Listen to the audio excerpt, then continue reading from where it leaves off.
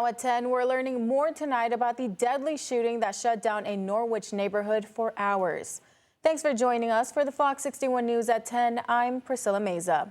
Police say one man was killed, a woman was critically injured, and investigators now believe the violence stemmed from a domestic dispute. Fox 61's Tim Lito explains what detectives say happened. Police say a kidnapping ended with a double shooting right here on Manicure Avenue. Detectives believe at this point it was a domestic violence incident. There was a number of investigators. They had it blocked off for hours. Just before sundown, Manicure Avenue was quiet enough for a doe and her twin fawns to graze. It was a stark contrast to the busy scene in the very same yard filled with detectives after shots rang out right before noon. I just see yellow tape get pulled up, so I kind of go outside, just kind of like try to see what happens. There's more cop cars, there's fire trucks. I'm like, wow, something serious happened. It was serious and deadly. Police say a woman was kidnapped into a black minivan in another part of Norwich. The minivan randomly stopped here at Manicure Avenue.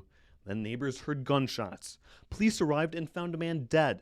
The woman in the van was taken to a hospital in critical condition. Detectives say both had gunshot wounds. Tila Truge lives across the street from the scene and feared for the safety of her children. Police had blocked off our road. I have 3 kids in the house, so who knows what could have happened. Anytime there's gunshots and projectiles, you really don't know. Detectives finished investigating after more than 6 hours. As the car was towed away, we could see the front passenger window was shattered. Police say this was an isolated incident that resulted from a domestic dispute. Emile Denez lives down the block and is grateful for the officer's quick response. It definitely does scare me a little bit, but I kind of believe that the cops, everything, they got it under hand. Detectives say a third man was also in the minivan but was seen walking away when officers arrived. They detained and then released him. He wasn't a kidnapping victim, and it's unclear at this point if he'll face any charges. It's a very safe neighborhood. I raised my children here. I've never been concerned about their safety. This is obviously a concerning event. It's an uncharacteristic event for the quiet and rural area.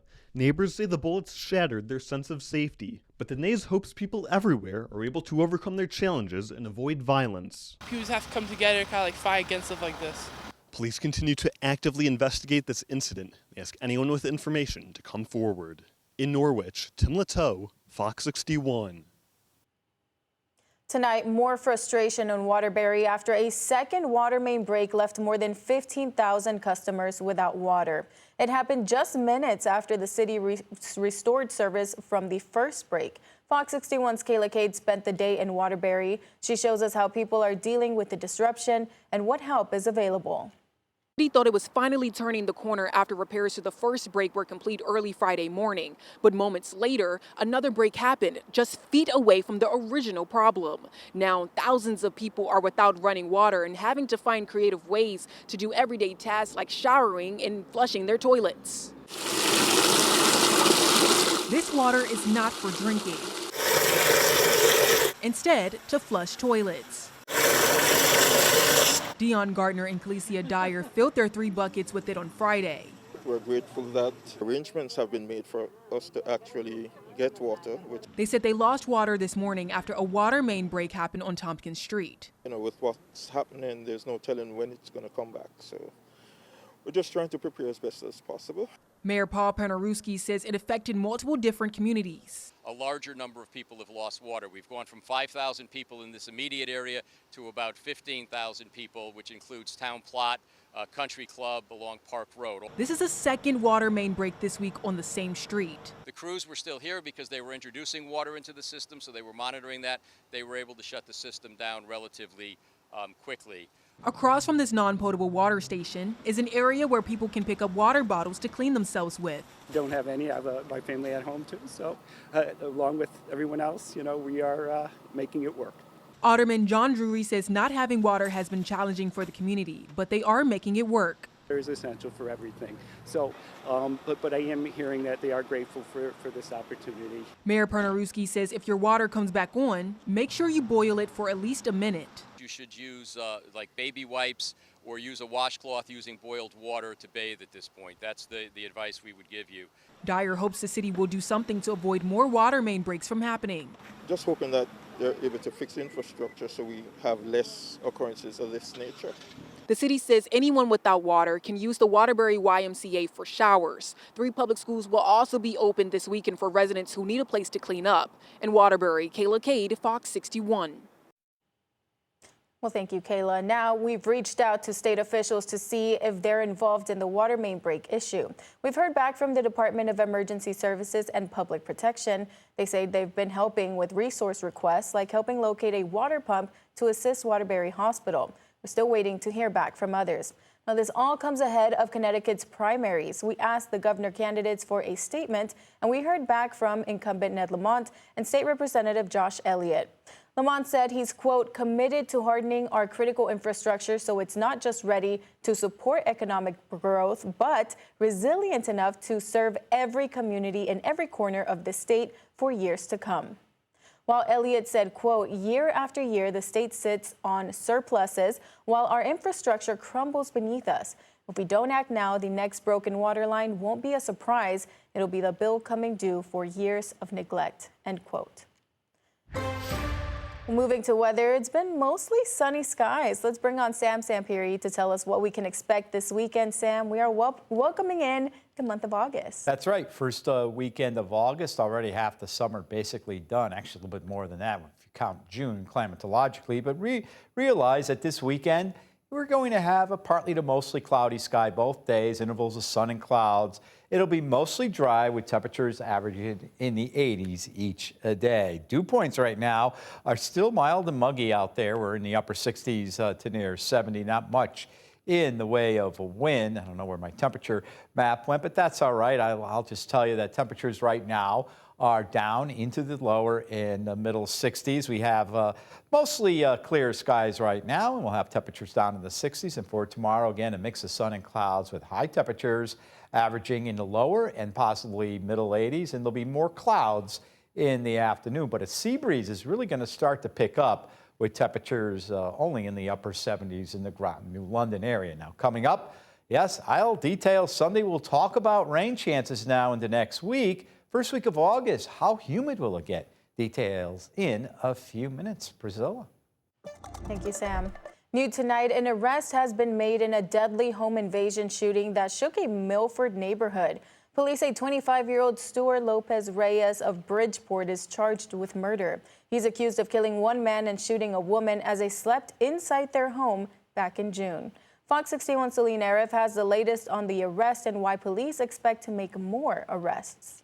Police took Lopez Reyes into custody Thursday night in New Haven with help from the U.S. Marshal's Office. They say this comes after weeks of investigative work, and tonight neighbors say they are relieved. Police Chief Keith Mello says what helped them connect the dots in this case was scanning through multiple private and municipal cameras in the area of 871 East Broadway. We also went to work searching our license plate reader database, which was vital in helping us identify the vehicle that was used in this crime and ultimately the suspects who committed this crime. According to police, the shooting happened around 3 a.m. 69-year-old Sandra Cooper called 911 to report that 2 men entered her home while she was asleep next to Frederick Werner. Both were shot, but Cooper survived. Police say she's out of the hospital now. We're in touch with her. I don't want to say where she's living. She is recovering. She is aware of the arrest. Along with murder, Lopez Reyes is also charged with home invasion and assault in the first degree of an elderly victim. Police say this was a targeted shooting and their work is far from over. They say they plan to arrest others who they believe were involved. This was a horrific crime. It was a home invasion. It shocked and terrorized this family and this community. And I hope that this very important first step brings some comfort and satisfaction to the families. Right now, Lopez Reyes is being held on a $3 million bond after being arraigned earlier Friday morning. His next court date is August 11 at the Milford Courthouse. In Milford, Celine Arif, Fox 61.